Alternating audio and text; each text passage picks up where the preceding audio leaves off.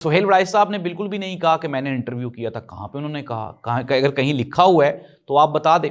5 دن کے بعد تردید آئی اور تردید میں یہ کہا گیا کہ یہ انٹرویو نہیں تھا, یہ جو باتیں سہیل وڑائی صاحب بتا رہے ہیں یہ جھوٹ ہیں. اچھا, اگر یہ جھوٹ تھیں تو پی کے ایکٹ کے تحت جنگ اور جیو کے خلاف اور سہیل وڑائی صاحب کے خلاف ایف آئی آر ہوتی ہے, جو کہ اب تک نہیں ہوئی. پھر اس کے بعد ظہور اقبال صاحب نے 2 متضاد بیانات کیوں دیے, ان کے خلاف بھی پی کے ایکٹ کے تحت کارروائی ہونی چاہیے. اب میں آپ کو بتاتا ہوں معاملہ ہے کیا. سب سے پہلی جو ڈانٹ پڑی ہے وہ محسن نقوی صاحب کو پڑی ہے.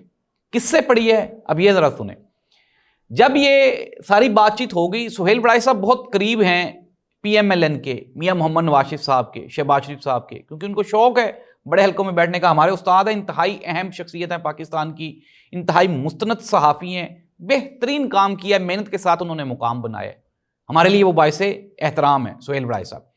سہیل وڑائی صاحب نے ساری کی ساری کہانی جو اس ملاقات میں ہوئی, انہوں نے بہت جلدی وہ نون لیگ کے کچھ لوگوں کو یہ کہانی سنا دی.